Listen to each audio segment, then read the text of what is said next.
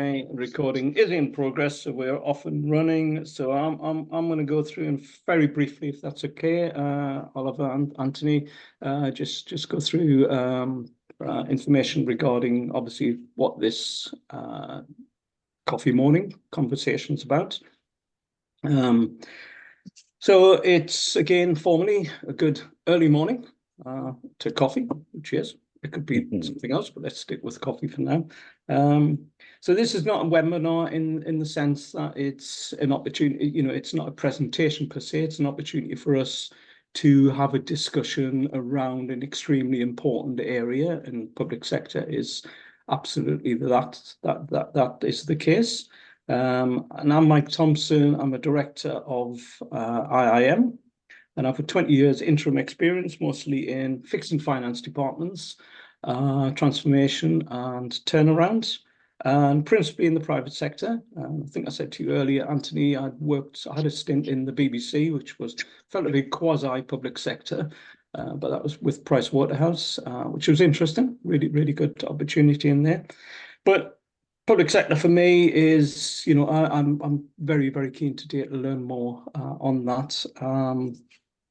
So it's really just to welcome Oliver and ourselves from Institute Interim Management, and thank Anthony for being on this and providing us with, I'm sure, wisdom and inspiration in the public sector. So what I'll do is, if I could, again, Oliver, just formally, if that's okay, is perhaps ask you to introduce yourself, 30 seconds or so, a bit longer now you can have. The reason for joining, but obviously your background, not necessarily interim, but your views, etc. Sure, yeah. So as I said, my name's Oliver. I'm originally from Ireland, so that's where I spent most of I worked in the US for a number of years as well, but also always worked in marketing. In Ireland, I primarily worked in the startup scene, so it's startup companies in software and in telecoms hardware. And again, did a lot of work in digital marketing, building up teams from scratch, very much around working companies driving growth and client acquisition. And then, as I said, I was looking for a change, and I got a contract working with a asset management here in London. So I'd never worked in financial services. I thought, okay, they were really interested in the skill set. So I made that move over, commuted for about a year, loved London, loved working in the industry, and decided to move full time. And as I said, I worked contract for about a number of contracts for about the first 2 years, then took one on for full-time role for about another 2 years, again, doing digital marketing. And I suppose coming out of that, and the reason I joined the Institute is that was probably a good example where I took my skill set and applied it to a different industry. And I thought, well, I'd like to do this full time and work in more of a fractional basis, working for different contracts. And I've never worked in the public sector. I'll be honest, it's a sector I'd be really interested in working in, but I actually don't know if it's something that would really, I could make the transition across, but let's see how today goes. Sure. Yeah, excellent. Thank you so much, Oliver. Bridget? Yep, morning everyone, Bridget Gannon. I set up as an independent about a year ago, and very quickly joined the IIM and met you chaps and the others. After a long permanent career in financial services, telecoms, always in this sort of change, delivery and transformation space, quite left on quite a senior role. Always loved the idea of doing my own thing. The opportunity arose, a bit like you, Oliver, and hopefully not look back. So done my first contract, exploring what happens next and looking at a variety of options, and always been intrigued by public sector, keen to understand the opportunities, also some of the myths, and the key differences and what it would take to make that transition after decades in the private industry. So really pleased to be here. Thank you so much, Charles. Yes, good morning, Charles Stewart. So what am I? I'm very old, apart from anything else. 20 years as an interim, and all background is private sector supply chain and manufacturing, stuff like that. Worked for lots of blue chips, went independent, say 20 years ago, 12, 13 contracts with 10 or 11 clients. Whole range of industries, and so quite transferable in that sense between, you know, lumps of aluminium casting at one end and swimsuits at the other end. So, you know, it can be done, I think, is my point. Been a member of the IIM for pretty much since the start, joined the board about 10 years ago, and very keen to see today. I know Anthony reasonably well through things with the IIM. Just interested to kind of get a flavour of the sort of capability or the ability to transfer, because it is a slight myth, I think, but you know, I'm intrigued to see what the current view of the world is between people moving between sectors and the opportunities in public sector. Yeah, thank you. Right. Okay, if I can formally introduce Anthony. So Anthony Lewis, our esteemed affiliate, Tile Hill. So if I can ask Anthony certainly to introduce himself and Tile Hill, and then we'll open the floor to conversations around the public sector and interim. So Anthony. Good morning, thanks Mike, and yeah, lovely to see you all this morning. Thank you for joining. Yeah, as Mike says, so I'm Anthony Lewis. I'm a director here at Tile Hill. We're a public sector executive recruitment company. Across the business, we do executive search and interim management, and we do have a combined network that spans across the public sector. I'd like to think we're one of the leading providers of interims into the public sector, certainly in our core market of local government. And we are really proud that this year we've been voted as the second place ISP in the IIM survey. And I think 2 of our team have been ranked in the top 3 as leading consultants as well. And actually that means a lot to us, because one of the things that we are really passionate about is the support and care we provide to candidates and to interims. The community we're trying to foster is one that we want to add value to and to be part of over a long period of time.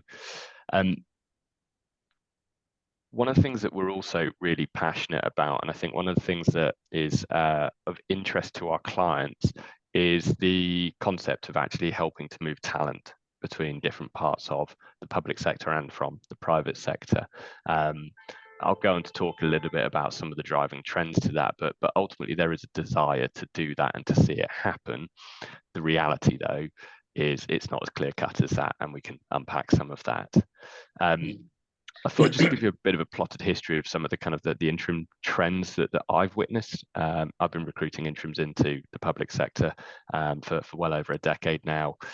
In that time, I've worked with a large number of professional disciplines. I've recruited into local government, the charity sector, government, housing associations. It's quite broad, and I think kind of the major driver of this, ultimately, kind of if you look back over the IIM survey and the statistics that sit within that, there was a significant shift in the demand for interim management in the years after austerity. You know, with the coalition government kicking in, the ambition to reduce public spending, to reduce the deficit, it meant that a lot of organisations trimmed the fat very quickly, and that was headcount. They reduced headcount very quickly, found immediate savings. But actually the challenge in recent years have been, how do you continue to meet increasing levels of demand in a more complex system with increased costs and smaller workforces? It's a really big challenge. It's a really tough square to circle. And as a result of that, we've seen a growing interim and consulting market. Resource-light organisations embark upon journeys of change. They've relied heavily on subject matter expertise. They've relied heavily on individuals that can bring wisdom and past experience of having gone on that journey previously.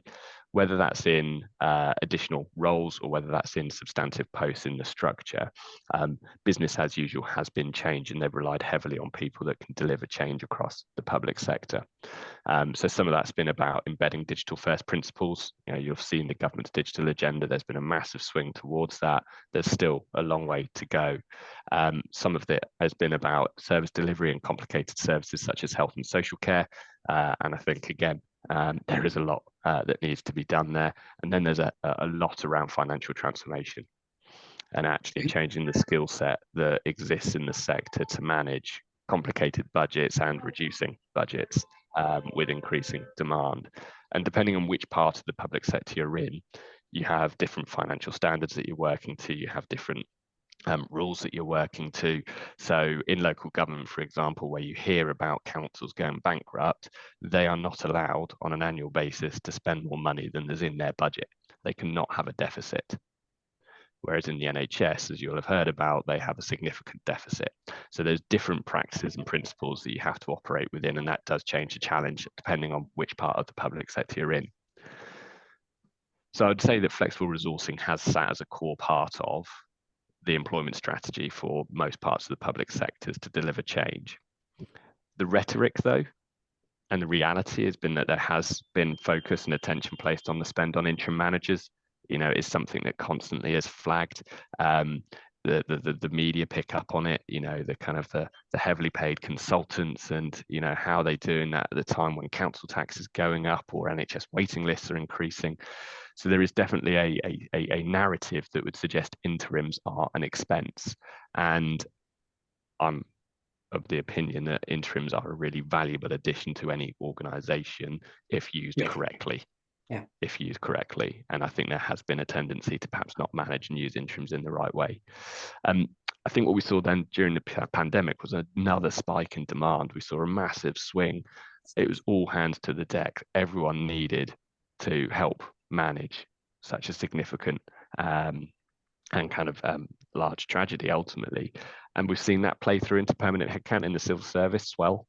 And we're now seeing that start to reduce. So a lot of the commentary around the public sector workforce reducing is playing back to where we were pre-pandemic.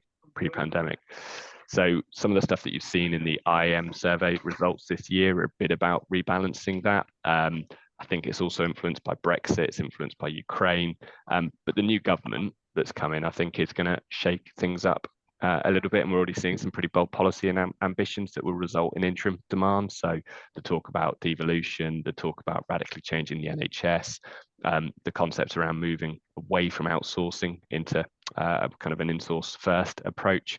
And then you've got things like nationalising rail franchises, you've got the changes to the regulatory services and utility sector that is kind of on the roster. So I think, and we can talk about this depending on the questions, but I think there are definitely going to be opportunities for interim work in the public sector moving forwards, particularly to deliver a lot of these ambitions. And I think they're going to need skills from different sectors to do it. So depending on the journey that different organisations are going to go on, I think they are going to need people from the private sector and from different professional backgrounds to bring knowledge, capability and capacity to do things that haven't been done in the last decade. So I think there are opportunities ahead. Now, the challenge is how to realise those and how to seize upon them. So I thought it'd be helpful just to quickly talk about why working in the public sector might be of interest to people.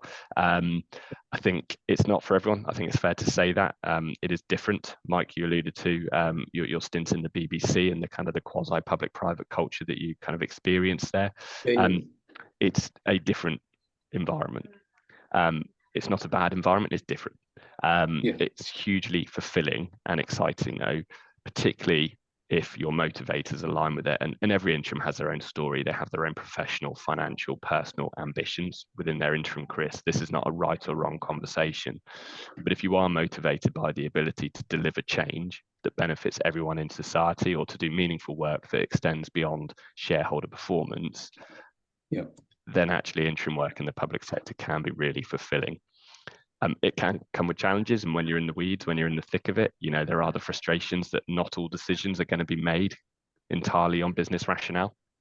You know, these are politically led organizations, whether that's at a local level or ministerial level. But they have purpose, and that's why we love working with the public sector. It's why we're proud to work alongside Interims and public sector organisations, because we do believe that careers in the public sector can offer people huge amounts. And I think actually, if you look to future generations, actually millennials and Gen Z, what they want from work can absolutely be delivered in public sector organisations. Yeah.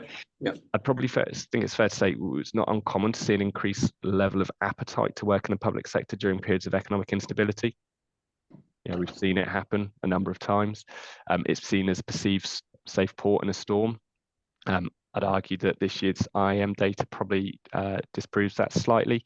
Whilst kind of local government and the NHS obviously offer quite large chunks of the interim workforce, it is or has been decreasing. So I think it is worth considering before kind of pinning all your hopes on it. And kind of making that transition can be challenging for a variety of reasons, and some of it will vary from profession to profession. Certain professional disciplines don't exist in the public sector. The skills, the service, the need isn't there. And in other places, it's about language and cultural differences that at interview stage or when looking at a CV can feel too far a reach. And when it comes to public money, the nervousness of making the wrong decision, often safety and comfort comes first. And that's where I think we as recruiters have got to play a bigger role in how we champion the expertise that an individual has and the difference it can make to an organization, and trying to manage that kind of language gap and trying to help organizations, because we'll always get the brief that says, yeah, we want that left field, we want something different. And then the easiest thing for us is to put the same in front of them. Yeah. And I don't think that's always to the benefit of the recruiting organization, or not even the interim itself. So I'm happy to unpack that a little bit further. I'll stop talking now because I don't want to kind of guess at what you want to talk about, but hopefully that's been an interesting and helpful intro. And absolutely. I mean, Anthony, one of the things you said, obviously, in terms of the movements, I mean, we have this constant battle, consultants will come in. We're not consultants, but we're consultative as interims. That's our world, and we get it. And obviously we need to diagnose and understand. But one of the things in my head, and rightly or wrongly, is the middle management blockers. That the decisions have been made at the high level, that the use of an interim, because they're hands-on, they get things done, and they involve all relevant stakeholders. But then once in, there's middle management blockers who can stop that happening. Do you see, how do you see that actually being worked on? So I mean, in my experience, when I work across businesses, once you give them transparency, once you communicate, once you spend time with people, then most people, are fine. And more importantly, they'll offer input, which perhaps you don't even get out of the boardroom. But how are things like that, where on the day-to-day things, then, it's different? Yeah, I suppose I've got a few different thoughts on that. I think, firstly, I would encourage any recruiting organisation to have a define that need before they engage in hiring an interim. So that might be that we are in mess and we don't know where we're going. Can you help us define that? Or it might be that we know where we're trying to get to, we just don't know how.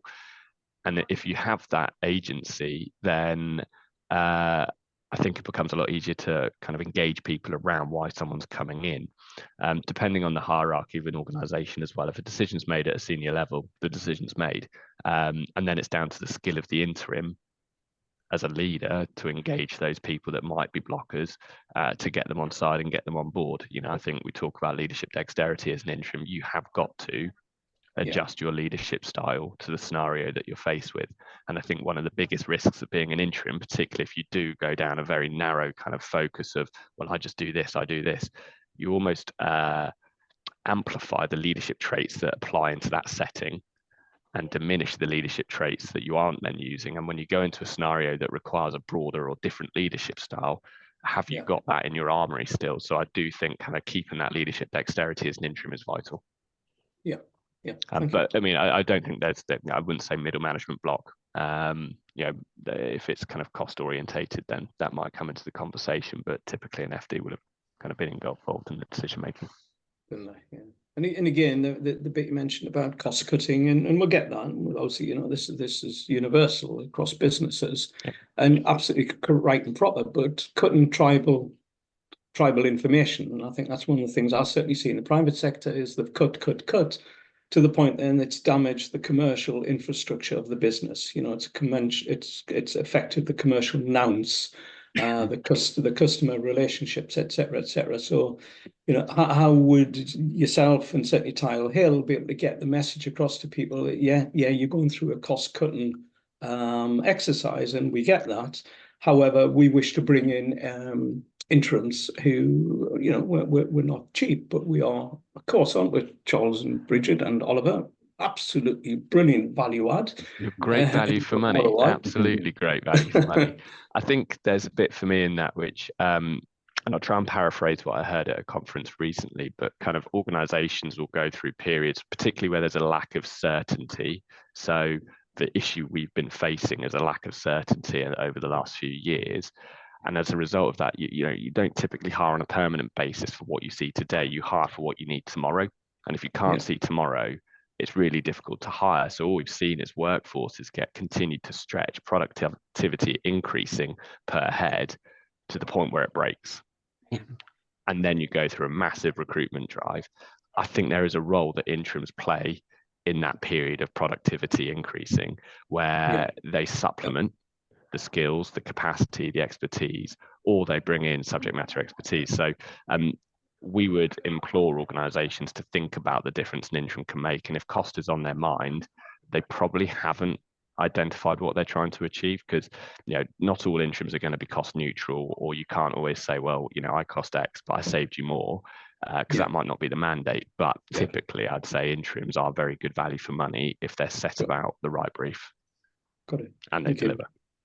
Yeah, absolutely. I think it's back to that point you made earlier about the perceived value of the interim and the potential negative press that has been had in the past around that kind of spend, and it's being able to translate the value effectively within the public sector, because, you know, the purse strings will be limited, and that's, like you say, that's where you come in terms of portraying that. I think that there's kind of a growing maturity in the market. You know, I think the interim market in the UK across all sectors is far much more mature than it is in many other economies around the world. And as a result of that, I think people understand agency staff, contractors, interim in a different way. The public sector is hugely reliant on self-employed and freelance workers at all levels. You know, if you just have to look in the health sector, you have to look in the social care sector, the reliance on agency staff is really high. The risk, though, that we run, and one of the things that the IIM stands for that I think is really important, is the professionalism and standards that exist around being an interim manager. And, you know, we've all had the adage of, you know, interims are just people that can't get permanent jobs. That is completely misguided and unfair, but occasionally it is backed up by the interims that can't get permanent jobs, and therefore are in organizations not delivering, not adding value, and that becomes the benchmark that people use and go, well, that's an interim and they cost money. So I think it is about being really clear on what you can deliver as an interim, and you know, the leadership capabilities that you've got, because they are challenging briefs, they are difficult roles that you are delivering against, and it's not a career path for everyone. Should be a conscious choice for many, I think. Even if you do stumble in it and then stay in it, it's got to be a conscious choice. I'd agree. Agree. Okay.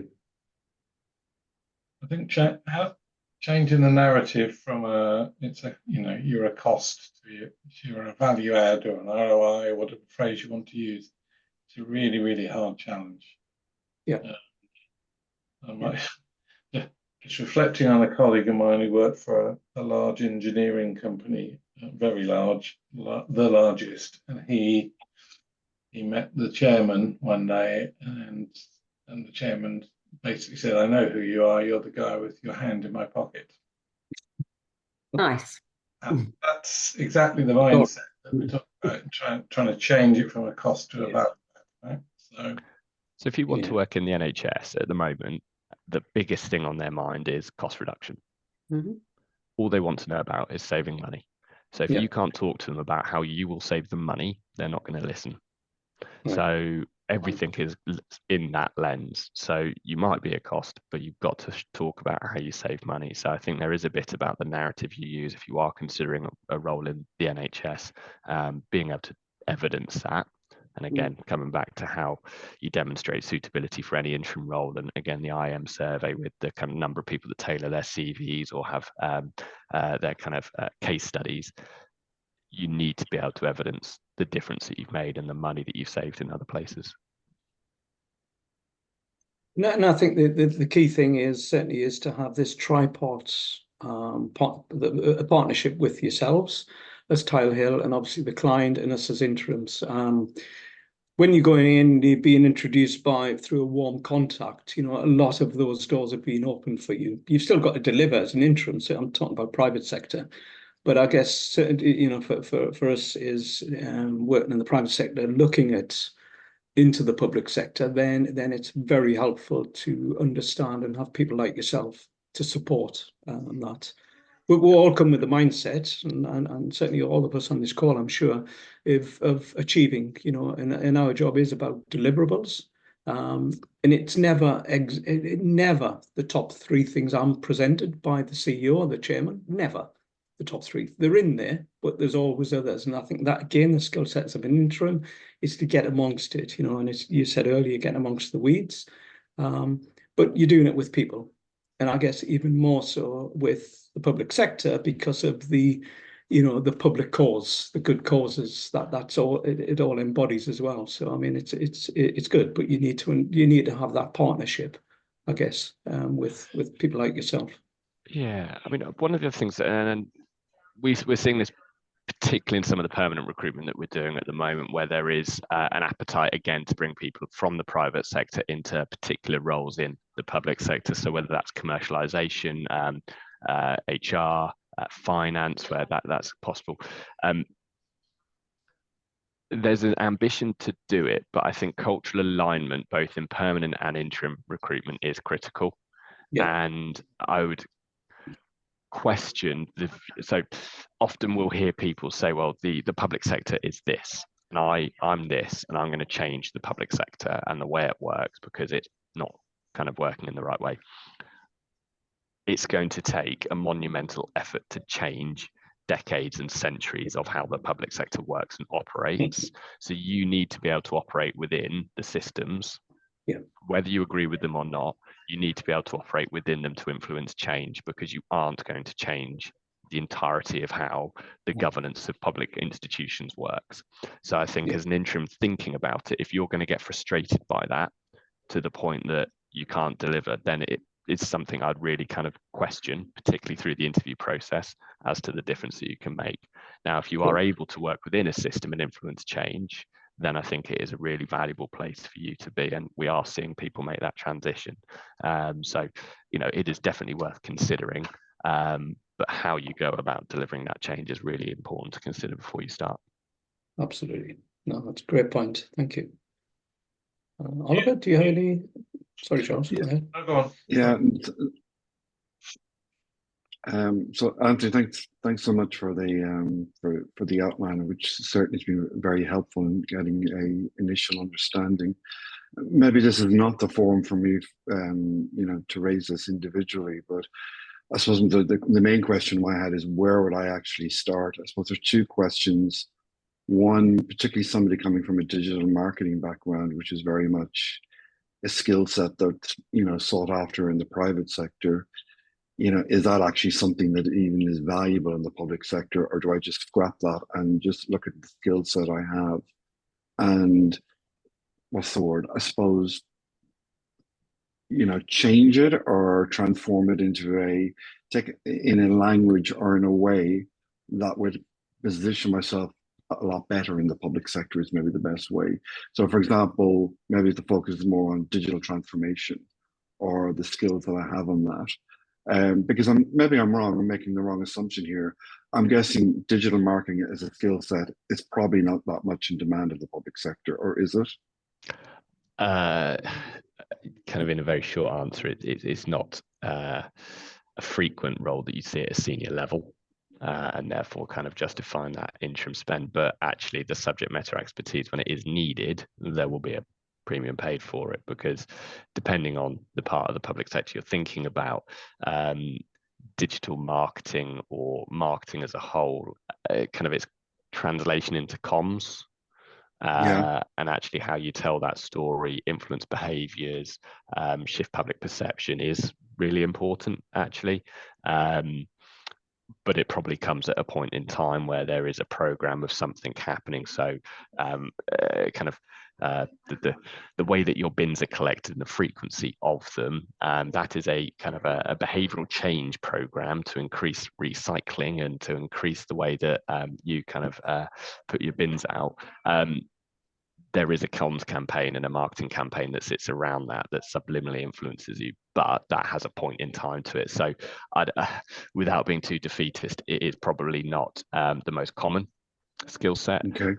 But there are areas where it is a better skill, and depending on kind of some of the government agencies and arm's length bodies, they might be kind of better playing grounds. But then it is that translation, as you say, into a broader skill set. Digital transformation is really important across the public sector, and how that translates to service users. So yeah, I'm happy to pick up with you on that and talk about it, but it probably won't be as easy a transition as if you were in a different profession, I'm afraid. Okay. So essentially it's taking the skill set. Is that something you guys can advise on, where, for example, I give you my CV and you come back and say, actually just change it this way and have the skill sets more broader and yeah, we would happily do that and give you some advice. And if I think it's a complete non-starter, I'll just be honest with you, because I think don't want that, to waste yeah, any that would energy. certainly be helpful as well. Yeah. And I think this was alluded to earlier, but I guess it's one thing changing kind of the skills and how you present them on the CV. It's then about, you know, how you influence a hiring organization, about the difference you can make and the track record that you've had in that particular space. So again, we can help unpack some of the stories that you've got to do that, and kind of hopefully get that CV working. Okay, sounds good. That's great, thank you. But one thing, the next coffee mon, which is after the summer, is on teams, interims as a team. Can you talk a little bit, Anthony, about, you know, have you come across, or do you get involved with bringing teams of interims into your public sector clients, and how does that differ? Kind of teams of interims that have got prior history of working together and being deployed at the same time? Perhaps, or it could be the public sector's identified a need for certain skill sets, and then they reach out to yourself to say, can you go and bring these 4, 5, 6 people together? I mean, I say this because I almost did get in the NHS a while ago through one of our other affiliates, but they had a good relationship and they were building teams. My world would have been around the financial and transformation stuff within that, but it's part of a multitask team. So I'd be interested, that could be a way in, I guess, for interims who have not necessarily worked in the public sector. Yeah, so we have. So a few different examples. So we've supported a few public sector organisations to set up arm's length companies that are commercially orientated. So property development, housing development vehicles that are about using, I guess, the kind of the available funding that public sector can have and get access to at preferential rates, and to deploy that to meet social ambitions for housing and environmental ambitions for housing. So recruiting MDs into those, and then kind of a structure that sits underneath it is something we've done. We've recently worked with a kind of region in the UK that was setting up a combined authority to recruit chief exec and all of the structure that sat behind that in advance of it becoming the constitution being signed off both locally and in government. So we have done that. We also see where program directors go into organizations, and then we'll bring in a team of program managers, PMOs, and kind of typically people they've worked before, because that kind of learning curve is faster. They already know each other, they know the way they work. So yeah, it's definitely something that we see. Occasionally we do pitch the idea of a team of interims to our clients, where they say, well, this is our problem, this is where we're trying to get to, and we'll say, well, we've got 2 people that've got prior experience of doing this. and this is how it will feel to you, this is how they operate, this is how they will deliver value for you. So it's not like we're trying to suggest you've asked for one person, we're going to give you two. They will kind of manage that, but the difference is, and the benefit of, is this. And so, yeah, I think it's something that can add value to public sector organisations, particularly where they are going through rapid amounts of change. Excellent, thank you. And I think the other thing, again, the classic is, have you done this before? No, don't. The door's closed. Have you done this before? Yes, the door's open. And again, not quite public sector, but for me, private equity. I never worked with them, and then worked with them, and then I'm getting calls about private equity. And I appreciate that it's much more sophisticated than I'm laying out here. But it can just be, it's the fresh eyes approach. It's an opportunity for us as skilled interims. I'm not talking about newbies to the profession, and not true interims in the sense that we've got with Institute Interim Management. But there is value, of course, in people coming into the public sector who perhaps have not done that. But it's a very, very difficult ceiling to break. What would your advice be in respect of that? So, I mean, you could be a first-time interim and absolutely be brilliant. It's just it's the first time that you've done it. Yes, you might not have the story to tell or the history to kind of rely on. But I do, yes, I suppose my answer to that question, it depends on the interview process that you're going through. So if you are in a big formal panel interview where you've got 10 people at one side of the table, you're in a single chair on the other side of the table, they are going to ask you the same questions they ask everyone. And if you do not have the prior experience in that place, it is harder. I'm not saying it's impossible, it's harder, because they will go for the one that ticks most boxes. I think where those conversations become really valuable, though, is where it becomes a conversation. So less interview, more conversational. And what I'd advise in that scenario is you might not have the prior experience of saying, well, I've done this in your type of organization, but you can talk about how you would do it in their organization and the why that you think that. So this is the approach I've taken before. This is the approach I think I'd need to take with you. Let me test that with you. And this is the evidence I've got of why that is the right approach. So it's the analysis and thinking that says, I'm going to adjust what I do previously to your organization, and this is why, and giving confidence that way. Yeah. No, and play to your strengths. And play to your strengths. Don't try to be what the other people might be if they are from that sector already. Play to the difference, play to the things that you do better than anyone else.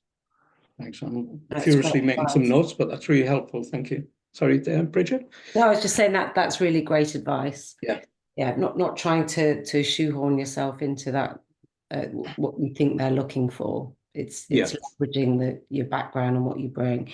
But are there specific areas within the public sector, Anthony, where it is an advantage or even a prerequisite to have that domain or specialist knowledge, and perhaps they're the areas to steer away from?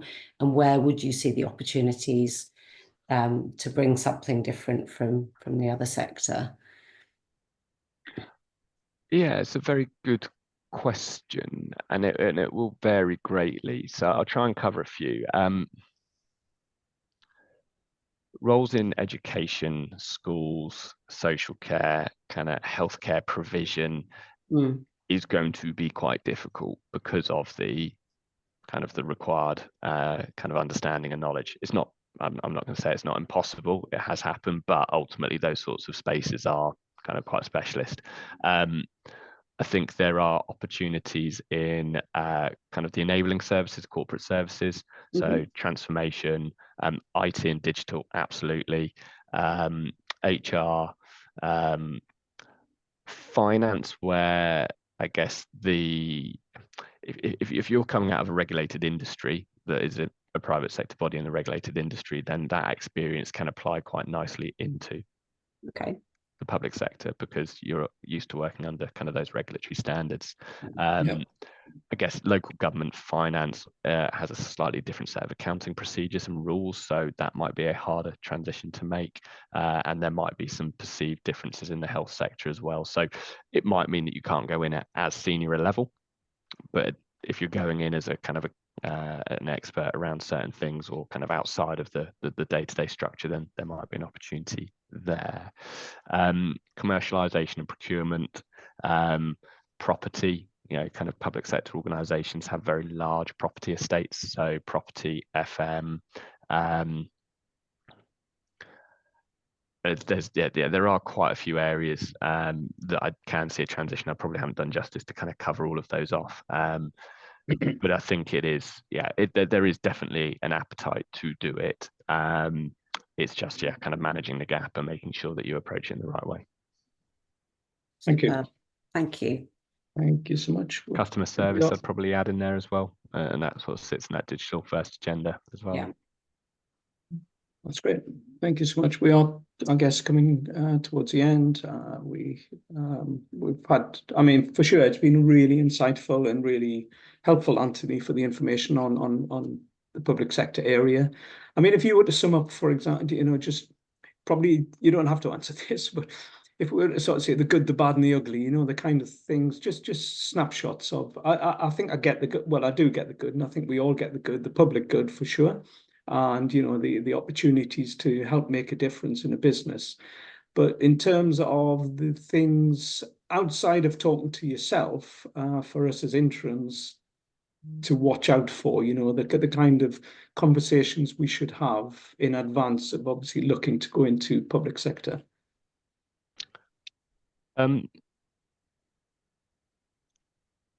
I'd start from a place of saying, be curious, inquisitive, and don't allow yourself to fall foul of stereotypes. So the concept that private sector is good, public sector is bad, I don't think is entirely fair at all. You know, there are as many really well public sector organisations as there are private sector, and there are as many private sector organisations that are poorly run, led, and struggling. We've seen them. So I think anytime someone suggests something to you, don't go to the easiest stereotype. Be inquisitive, think about it. Some of the stereotypes will be based on foundational truths, but some will be complete myths. Then think about why and how it meets your own professional needs and ambitions. You know, you can see it in the IIM results from this year that the day rates are not as high in public sector interim work. IR35 is applied. I wouldn't say, and I haven't got the data because we don't do private sector, but you know, I'd say 60% of our interims at the moment are inside and 40% are outside of IR35, and that's been growing in terms of the kind of the equalisation of that. But I'd say, kind of understand how it meets your own personal objectives, and then think about how your skills can make a difference. And if you can't articulate how your skills can make a difference to that particular brief, role, organisation, they're not going to see it either. So I'd kind of go through that process. Thank you. That's brilliant. Oliver, do you have any other words, any queries, questions? I'm just going to say, if we could get your contact details, that would be great. And I suppose one question that just came to mind, for a lot of these interim roles, are they publicly advertised, or is it mainly going through agencies like yourself? A large number will not be advertised. You know, there's a whole variety of reasons for that, but a lot of them will go through agencies. You know, in the public sector, there's definitely a desire to have governance around how decisions are made and how people are brought into organisations. Many have frameworks, PSLs, things they work to, so it goes out through those networks. So I'd say agencies and recruiters are probably your best bet, but as you'll have seen in the IIM survey results from this year, there's a growing number of people that are getting work directly through their own network. So I'd say to any interim, experienced or new, have your core group of recruiters that you are well known to, that understand you, probably that have taken you through quite a rigorous onboarding interview process so that they really understand who you are. You'll then have a slight kind of, if you think about an onion, you have your core, then you have another layer of those that know you slightly, and then you have another layer of those that don't know you at all, but occasionally come up with things. Once that's in place, have a contact strategy to keep in touch with them, but spend your time networking with previous colleagues, with friends, with people, because they will give you a fairly good indication of where the opportunities are coming from as well. So I'd say that's kind of that'd be my approach to it all. Agencies, get that network, and then spend your time with people that you know, like, trust, having conversations and coffees. Brilliant. Thank you. Sounds good. Thank you. Bridget, do you have any? Yeah, if we've got time, you mentioned your primary focus is local government, Anthony. What's the score with central government? Is it a myth that they tend to focus on engaging the big four when they're going through some sort of transformation, or could there be opportunities there? And is that something you've have in your portfolio as well? Yeah, so kind of local government's what we're best known for at the moment. We've got a kind of a growing government practice. We've got a growing social housing practice and a growing health practice. So over the course of the next couple of years, you'll see us doing more and more in that space. I think government, yeah, there is definitely a they like the branding that goes with some of the kind of the big four. You know, it kind of gives it an extra level of credibility. But that said, there will often be opportunities where they do need to bring people in, either to manage that or to be part of a transformation program. So it's definitely a place of interest. You'll have seen again some of the rhetoric with the new government is a desire to reduce consultancy spending in government.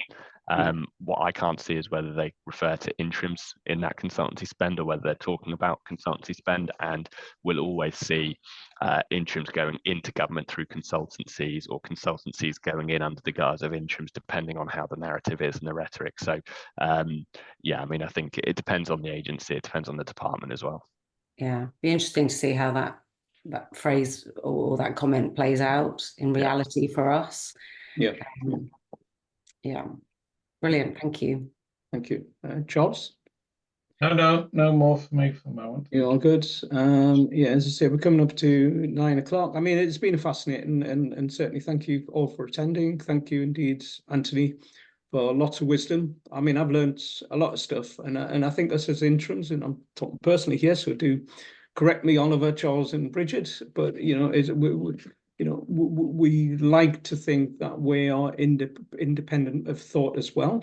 And I like the idea where you know, we're not one of these people that will go into a business and assume things, you know, and assume everything. But the quicker, and the thing we are as fleet of foot, you know, the quicker we can get amongst the areas that were brought into the business. And I think you know, a lot of the cases, it's just having an opportunity to get in the door. It's hard to get in the door if you haven't done it, but when you're in, so that has really helped because I've picked up a lot of information from what you've said there, Anthony. So certainly from me personally, and from me as Institute Interim Management, and I'm sure as well as Charles at Institute Interim Management, I want to thank everybody on this call, and it's been really, really good. It will be recorded, as I say, we have that. I don't think there was anything untoward said. I think it was a really brilliant session. So I want to thank everybody who came on to this, and we look forward to catching up again next time. Thanks for having me. Lovely to see you all. Thank Okay, you. thank you. Bye. Thanks, Anthony. Have a great day. All right. Bye. Talk to you soon. Bye-bye. Take care. Bye. Bye.